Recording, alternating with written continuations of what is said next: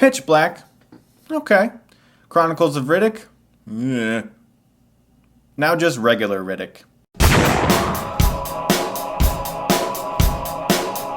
Riddick stars Vin Diesel as the title character, and this is sort of a back-to-basics film because the second film went way out of where it should have been. That's all I'll say about that film. But Pitch Black was a pretty entertaining movie that had some good science fiction elements to it, but didn't feel really expensive, and it was definitely a breakout role for Vin Diesel, who's very good as his character, and he's good again in this movie as well. This film starts out, and Riddick is stranded on this planet, and you don't really know why he is there. And for the first act of this movie, it's really just him trying to survive against the wild. Eventually, he runs into this other group of people, and they have to sort of figure out a way to survive against this mounting force of otherworldly creatures who are on this planet. Now, I wasn't really looking forward to this movie simply because the last one wasn't very entertaining at all. I didn't really think this one looked terribly great, but I gotta say, I was really surprised. Riddick is actually a pretty entertaining movie. Vin Diesel is really good in this role. It's definitely a role that's good for him. He's the kind of character that doesn't say much, and when he does say something, it's important, and he likes to make those badass quippy lines and smile a lot and talk a lot like this because I'm Vin Diesel and this is how I say everything because I'm Vin Diesel. But I like him in this movie, and I like him in general as an actor. He seems like a cool guy, and he's pretty good as Riddick, and believe it or not, this movie actually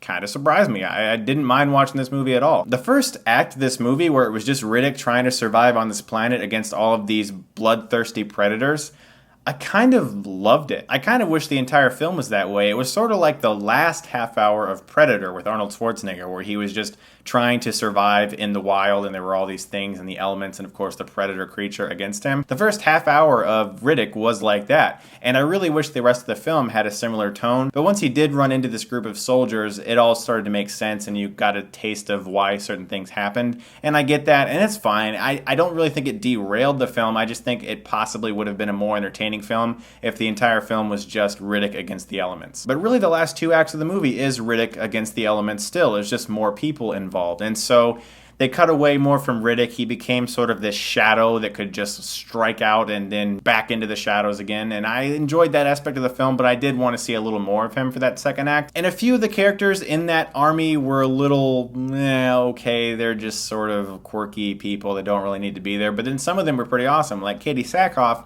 was pretty badass as this chick who's in this army who doesn't take anything from anybody, and she was pretty good in the role. A few of the characters do feel a little bit cardboard cutout-ish, a little cookie cutter-ish. To me, this is actually like a late night sci-fi movie that's actually pretty good. You might pop it in on Blu-ray with your friends and enjoy it. And that's kind of where Riddick has a lot of charm to it. It's a fun sci-fi movie that, although the CGI could have been a little bit better, it just feels like this is a movie where they're really trying to do everything they can with what they have. And I really like the fact that they really tried to take the character of Riddick back to basics a little bit and make the kind of Riddick movie that Riddick fans were really wanting to see. There's a corny element involving this puppy that was like, okay. But yes, I understand that later in the film it meant something, but I don't know, it just felt a little cheesy to me. It's a good looking sci-fi movie. The suspense is actually pretty good. Vin Diesel is good as the character. Katee Sackhoff is pretty badass in the movie as well. It's definitely rated R also, which is a plus, I'm sure, for fans. And for that reason, I'm going to give Riddick a B. I think that it's an enjoyable sci-fi movie, and I'm surprised by it, honestly. It's a good start to the fall season. So guys, what are your opinion on Pitch Black and Chronicles of Riddick, and have you seen Riddick yet? And what are your thoughts on the trilogy? I guess it's a trilogy now. And no, I haven't seen the anime version.